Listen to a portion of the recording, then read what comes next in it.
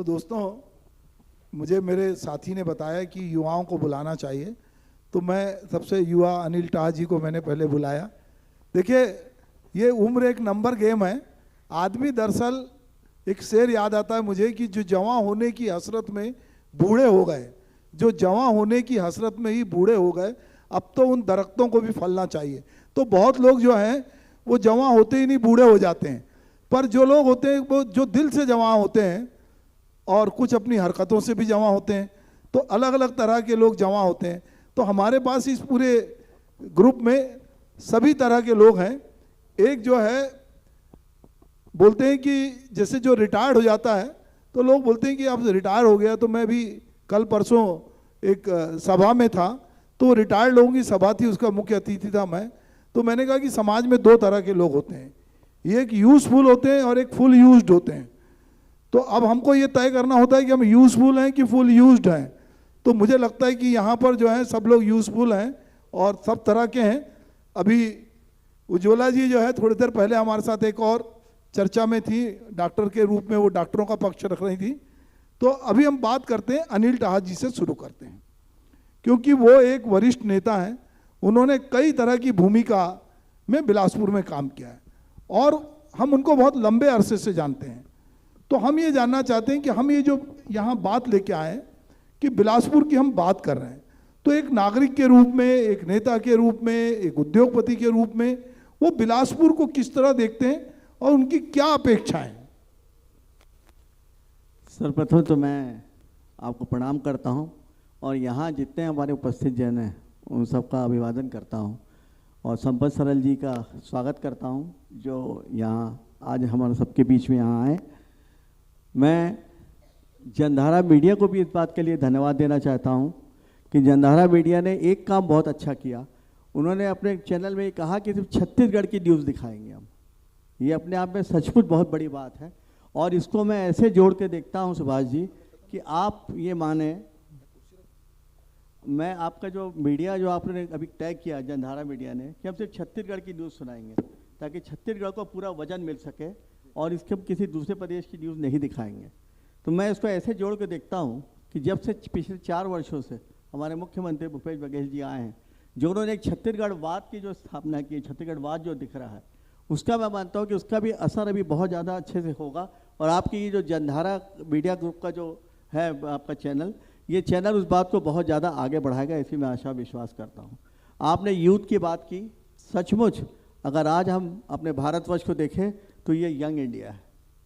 पूरे अगर हम विश्व में देखें तो सबसे ज़्यादा अगर जवानों की संख्या है तो वो भारत में है। तो मैं इस यंग इंडिया को के लिए मैं यही कहना चाहूँगा कि इनको बहुत सी अपॉर्चुनिटी, बहुत से मौके इनको मिलने चाहिए। अभी इससे पहले मैं आपकी पूरी चर्चाएं सुन रहा था बिलासपुर के बारे में कि बिलासपुर में किस प्रकार हमारी जीवनदायिनी अर्पा का उन्होंने शैलेश जी ने कहा और अभी अभय भी बताएंगे आपको इस बारे में। तो मैं कहना चाहता हूँ कि जो वहाँ 8 किलोमीटर का, मेरी ये मान्यता है कि जो 8 किलोमीटर का वहाँ जो बना, जो 8 किलोमीटर का एक बनना सौंदर्यकरण, तो उन्होंने एक शंका जाहिर की कि पानी की बहुत कमी हो जाती है, पानी की कमी है तो उसको कैसे बढ़ाया जाए, वाटर डिस्चार्ज कैसे किया जाए। तो हालांकि यहाँ प्रदीप मिश्रा जी बैठे हुए हैं जो इसके मास्टर है, लेकिन मैं ये कहना चाहूँगा कि उसके अगर दोनों तरफ अटल जी और अभय जी, अगर उसके दोनों तरफ आपने अगर गुलमोहर हुआ, आम हुआ और क्या बोलते हैं अर्जुन की छाल हुई, अगर ऐसे पेड़ अगर आपने निर्मित कर दिए तो वो नीचे से पानी को भी रिचार्ज करेंगे और आने वाले भविष्य में वो बहुत सुंदर भी दिखेंगे और लोगों के लिए उपयोगी भी सिद्ध होंगे। हमारे शहर में विश्वविद्यालय, केंद्रीय विश्वविद्यालय है, अटल बिहारी विश्वविद्यालय है। हमारे शहर में बहुत से, आपको देखा जाए तो बिलासपुर आज की स्थिति में अगर SECL देखा जाए, रेलवे का जोन देखा जाए, अगर हम आज NTPC के बाद देखा तो हम देखते हैं कि बिलासपुर धीरे धीरे कॉस्मोपॉलिटन होता जा रहा है। यहाँ तरह तरह के लोग आ रहे हैं, ये हर जगह, हर मतलब देश के हर हिस्से से लोग यहाँ पर उपस्थित हैं। इसलिए इसको एक इस दृष्टि से भी देखना चाहिए कि जिस प्रकार विकास, अभी हमारे साथी बिल्कुल ठीक है कि रायपुर में एक ऐसी धारा चली थी कि रायपुर में नेता सबसे पहले हुए। और अगर आपको याद होगा, क्योंकि आप बहुत सीनियर भी हैं और आपको ये आइडिया भी है कि जब छत्तीसगढ़ जब मध्य प्रदेश बना तो मध्य प्रदेश के बाद सबसे पहले शुक्ल बंधुओं ने, अगर माइग्रेशन जो हुआ वेस्ट बंगाल से, और जो माइग्रेशन उड़ीसा से हुआ वो माइग्रेशन पूरा रायपुर हुआ, बिलासपुर में नहीं हुआ। उसका रीज़न सिर्फ एक था कि उन्होंने सबसे पहले एयरपोर्ट लाया, हवाई सुविधा दी, उसके बाद उन्होंने संचार सुविधा दी। अगर ये हमारे यहाँ कोई ऐसे नेता होते तो हमारे यहाँ भी अगर वो हवाई सुविधा जो आज बनने जा रही है, अगर उस वक्त ये हवाई सुविधा होती और उस वक्त अगर ये संचार तो बिलासपुर से बेहतर जगह कोई नहीं होती। आज आप बिलासपुर को उसी तरह से विकसित कर पाते। तो अनिल राज जी का कहना सही है कि बिलासपुर से, मैं उस समय का साक्षी हूँ कि जब राज्य बन रहा था तो मैं सरकार में था, और राज्य बनने की प्रक्रिया में भोपाल में जब विधानसभा का सत्र हो रहा था तो पत्रकारों को लेके मैं गया था रायपुर से, तब राज्य नहीं बना था। तो ये हल्ला था कि राजधानी कहाँ बनेगी, तो ये बहुत हल्ला मचा कि ना रायपुर ना बिलासपुर। तो लोगों ने कहा कि शिमगा में बनेगी, तो बहुत सारे लोगों ने ज़मीन खरीद ली थी। बाद में वहाँ पानी फिर गया उनकी अपेक्षाओं पर, तो बहुत लोगों ने उस समय, और ये बड़ा हल्ला था। तो मेरे साथ उस समय यात्रा में आपके यहाँ के सुदीप श्रीवास्तव जी ट्रेन में थे, तो हम लोग ट्रेन में, चूँकि बहुत सारे पत्रकार थे तो बहुत डिस्कस करके जा रहे थे, तो वो बिलासपुर क्यों बनना चाहिए इस पर बहुत सारे उनके अपने तर्क थे। बात आप सही कह रहे हैं कि कई बार जो अवसर मिलना चाहिए वो कई कई कारणों से नहीं मिलते हैं। तो चलिए कोई बात नहीं। अभय नारायण राय जी जो हैं वो अरपा विकास प्राधिकरण के उपाध्यक्ष हैं, और अरपा को लेकर बहुत बात होती है क्योंकि वो भावनात्मक रूप से बिलासपुर से जुड़ी, और एक वरदान भी है। जैसे कहा गया कि कोई नदी किसी शहर के बीच में से गुजरती है तो उसका अपना एक सौंदर्य भी होता है और उसकी एक ताकत भी होती है। तो आप बताइए क्या आपकी सोच क्या है इस बारे में, और क्या आपकी प्लानिंग है? सबसे पहले मैं इस आयोजन के लिए आपको और आपके चैनल को बहुत बधाई देता हूं कि आपने सुभाष की बात की शुरुआत बिलासपुर से की है। तो बिलासपुर आपकी प्राथमिकता में है, ये समझ में आता है।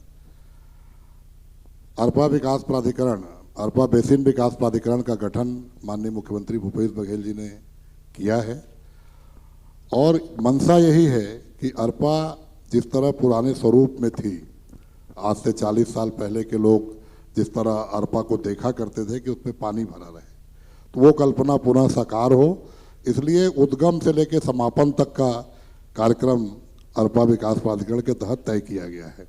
तमाम विभाग के जो भी योजनाएं थी वो अरपा विकास प्राधिकरण के तहत जोड़ दी गई है। सिंचाई विभाग की हों, वन विभाग की हों, स्मार्ट सिटी की योजनाएं हों, जो अरपा के तट पर होने वाले काम हैं वो सभी को अरपा विकास प्राधिकरण के तहत जोड़ दिया गया है। मैं कहूँगा कि जिस तरह इस धरती पर गंगा को लाने का श्रेय भगीरथ को दिया गया, आज भी लोग कहते हैं कि भगीरथ ने गंगा लाई, तो अरपा को पुनः अरपा बनाने का श्रेय अगर छत्तीसगढ़ में किसी एक व्यक्ति को जाएगा तो भूपेश बघेल जी को जाएगा। उनका बिलासपुर से लगाओ, उनका अरपा से लगाओ, और हम सबको अरपा विकास प्राधिकरण काम करने का मौका मिला, ये भी सौभाग्य है। लेकिन जब भूपेश बघेल जी प्रदेश कांग्रेस के अध्यक्ष थे, उस वक्त भी कांग्रेस कमेटी ने एक अरपा बचाओ आंदोलन चलाया, तो इतनी प्राथमिकता में था कि वो उद्घाटन में भी आए और समापन में भी आए और अरपा के किनारे चले। उस दिन हम सबको लग गया था कि भूपेश जी का लगाव अगर बिलासपुर से है, छत्तीसगढ़ से है, तो अरपा से भी है। और जब वो मुख्यमंत्री बने तो सपना साकार होता दिख रहा है। प्रदीप शर्मा जी यहाँ बैठे हैं, जो नदियों के, पानी के, जमीन के, कृषि के सभी विषयों के बहुत ज़्यादा ज्ञाता हैं, और हमारी सरकार को और हम सबको उनका पूरा ज्ञान प्राप्त हो रहा है, उनके पूरा आशीर्वाद प्राप्त हो रहा है। तो मैं ऐसा कल्पना करता हूँ कि जब आप अगला कार्यक्रम करेंगे तो अरपा के तट पे करेंगे और उस अरपा में पानी भरा रहेगा। तो आप ये कहना चाहते हैं कि भूपेश है तो भरोसा है? भूपेश, केवल भूपेश है तो भरोसा ही कहना चाहूंगा मैं तो। नहीं, केवल तो नहीं होता डेमोक्रेसी में पर भूपेश है तो भरोसा है, ये निश्चित रूप से कि आज इस सरकार में देखिए, छत्तीसगढ़ को बने 22 साल होने जा रहे हैं। प्रथम 3 साल की सरकार भी कांग्रेस की थी, लेकिन पहला 3 साल कैसा स्वरूप होगा, कहाँ राजधानी होगी, कहाँ पुल पुलिया विकास बहुत जरूरी है, उसमें निकल गया। फिर एक 15 साल की सरकार आई, उसका विजन भी आपने देखा है। चूँकि ये मंच दोनों के विचारों के लिए नहीं है कि मैं उनके लिए कुछ कहूँ, लेकिन उस 15 साल में छत्तीसगढ़ का जितना नुकसान होना था हुआ।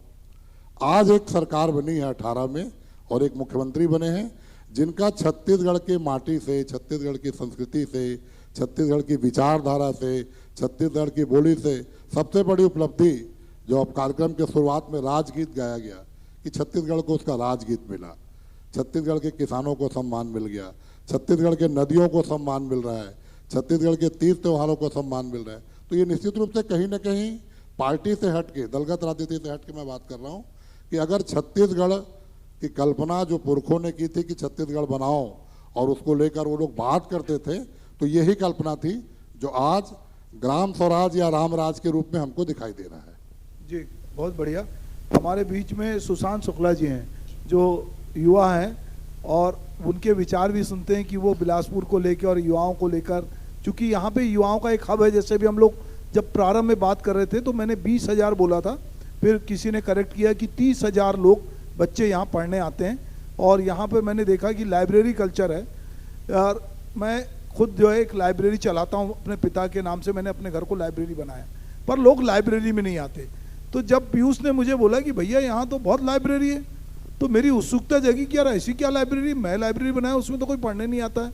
तो मालूम पड़ा कि वो कैरियर वाली लाइब्रेरी है जहाँ बिना किताब के लोग जाते हैं और पढ़ने का एक एनवायरनमेंट मिलता है, वो लाइब्रेरी है। पर यह बात भी सही है कि बस्तर हो, बिलासपुर हो, चाहे रायपुर हो। अभी मैं पिछले दिनों बस्तर में हम एक लेक्चर में गए थे, तो वहाँ के कलेक्टर थे रजत बंसल, उन्होंने हमको लाइब्रेरी में बुलाया था और वहीं लेक्चर रखवाया था। तो ये बस्तर की एक छवि हमने देखा कि रात के 12 बजे भी लोग लाइब्रेरी में आ रहे थे और पढ़ रहे थे। तो जो लोग बस्तर को नहीं जानते, अगर वो जाएंगे तो चौंक जाएंगे कि वहाँ मैदान में गेम भी खेल रहे थे लोग, फुटबॉल भी खेल रहे थे और लाइब्रेरी में लोग पढ़ रहे थे। तो ये तब्दीली आई है। पर ये अलग बात है कि हम साहित्य के विद्यार्थी, तो हमको लगता है साहित्य की किताब नहीं पढ़ रहे हैं लोग, कैरियर की पढ़ रहे हैं, पर पढ़ रहे हैं। तो बिलासपुर में बहुत युवा हैं, तो आप बताइए सुशांत जी किस तरह से आप चीज़ों को देखते हैं।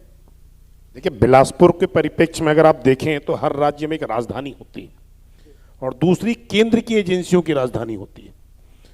बिलासपुर केंद्र की एजेंसियों की राजधानी है। बिलासपुर में एनटीपीसी, एसईसीएल, सेंट्रल यूनिवर्सिटी सेंट जोन का मुख्यालय यहाँ पर आते थे।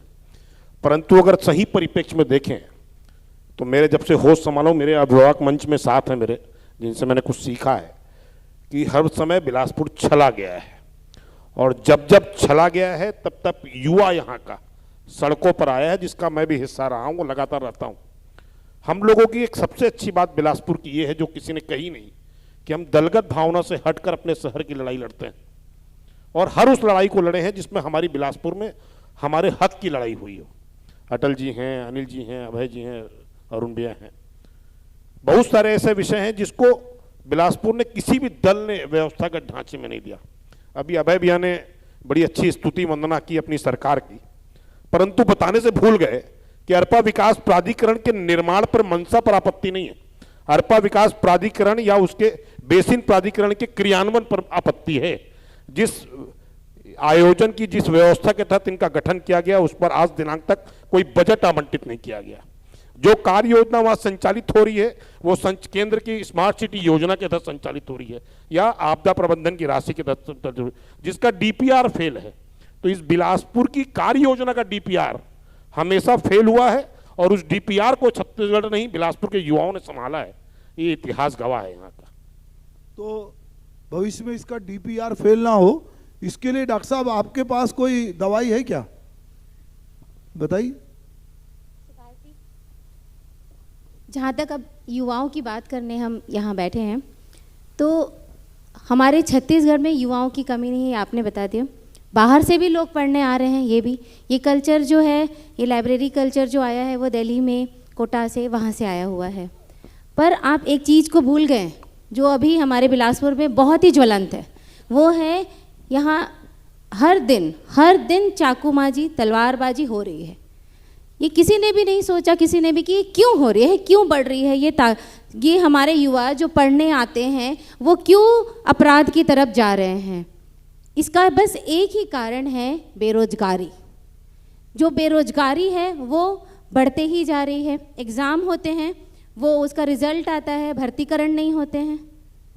और अगर रुक गया, सरकार बदल गई, एग्ज़ाम हुए थे, सबके नंबर आ गए, उन लोग आशा लगा के बैठे हैं उनका रुक जाता है, उसके बाद दूसरी सरकार आती है, वो निरस्त हो जाता है।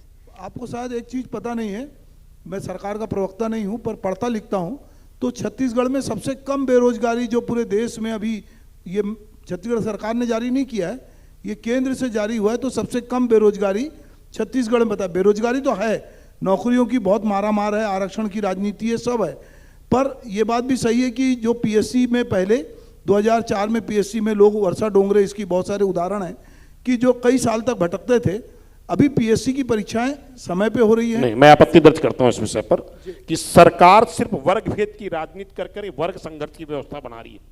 सरकार की जितनी एजेंसियां हैं, अगर आप पिछले 15 वर्षों को डॉक्टर रमन सिंह के राज को देख लें और वर्तमान में 4 साल भूपेश बघेल जी के राज को देख लें, कोई भी एजेंसी रोजगार देने में सक्षम नहीं है। अगर आंकड़ों की बात करें तो आंकड़े और पुरस्कार ये तो तय सीधा व्यवस्थाओं के तहत दिए जाते हैं और पाए जाते हैं।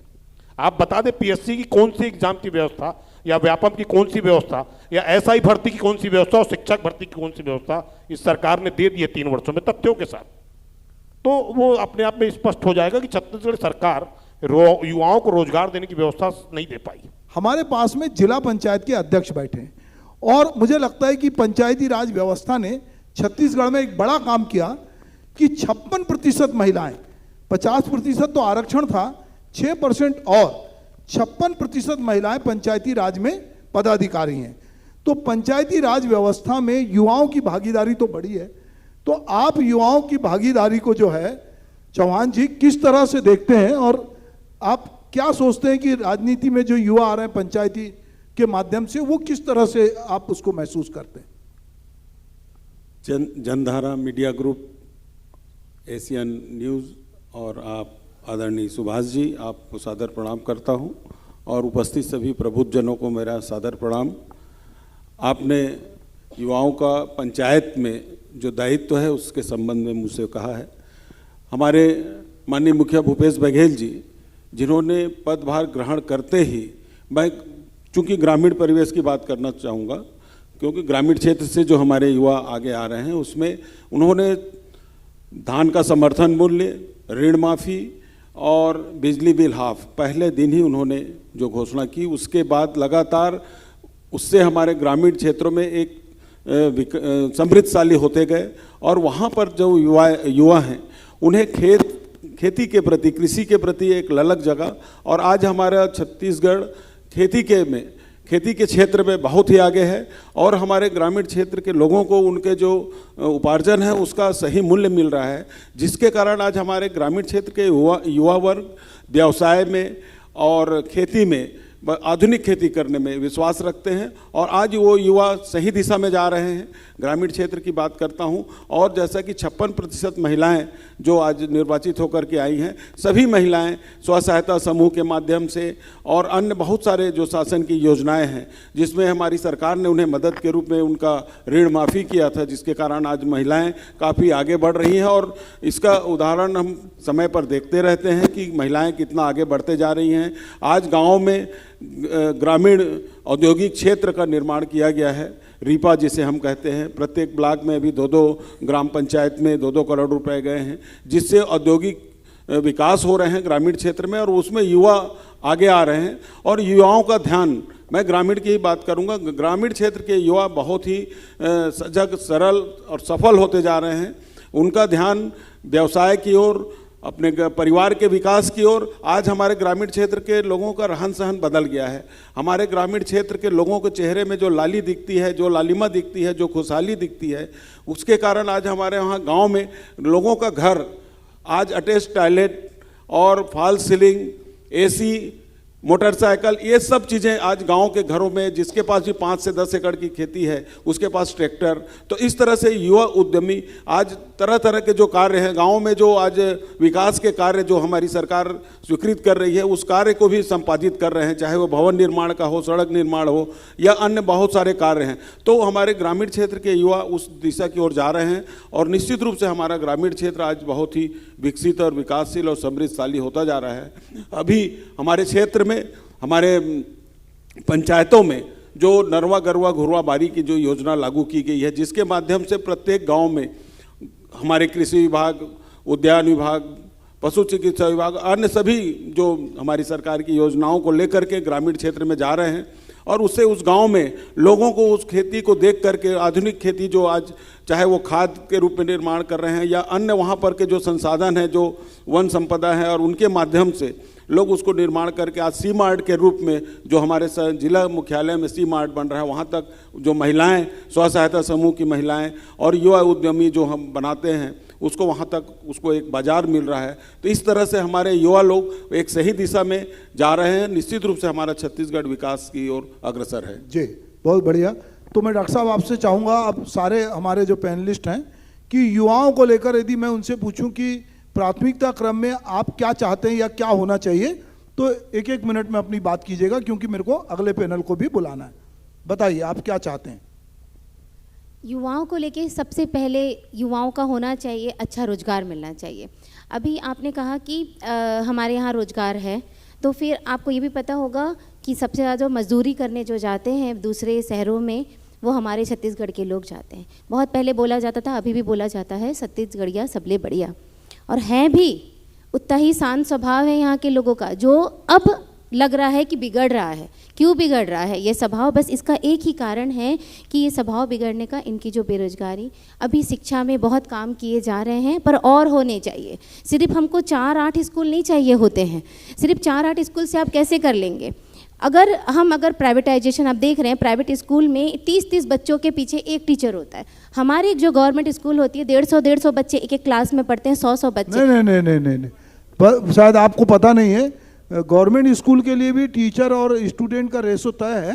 तो ये ऐसा नहीं होता है। मतलब मैं चूँकि सरकार में भी रहा हूँ, मैं स्कूलों में भी जाता हूँ, मैं लेक्चर देने भी जाता हूँ, तो स्कूलों में ऐसा नहीं है। अभी भी सर बहुत सारे स्कूल में ऐसा है कि जहाँ पे टीचर और स्टूडेंट का रेशियो अभी सही से पालन नहीं किया ठीक है, वो रेशो का पालन होना चाहिए। पालन करने के लिए भी हमको आपकी बात सहमत हूँ कि उसका पालन होना चाहिए। जहाँ नहीं हो रहा है वहाँ शिक्षा के अधिकारियों को और जिम्मेदार लोगों को देखना चाहिए कि उसका पालन हो। शुक्ला जी आप बताएं प्लीज। सुभाष भैया, आपने इस मंच पर बुलाया, लेकिन आज मैं दलगत भावना से ऊपर उठ के कहना चाहता हूं कि कोई भी सरकार युवा उन्मुखी कार्य नहीं करना चाहती, क्योंकि युवाओं को बढ़ाने से सरकार की जवाबदेही बढ़ती है।